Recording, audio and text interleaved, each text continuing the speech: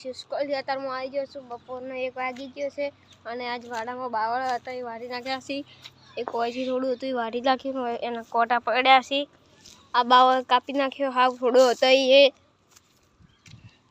હવે આ બધું વાટવાનું રહ્યું છે, 1 અને 2. તો હવે આપણે કાલે પતંગ ચગાવીશું શનિ રવિએ.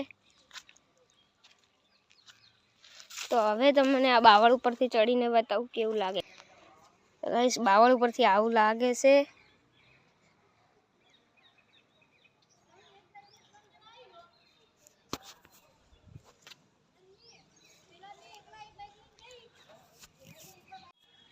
તો ગાઈસ, આપણે હવે ભોય ઉતરીએ હવે બાવળ ઉપરથી.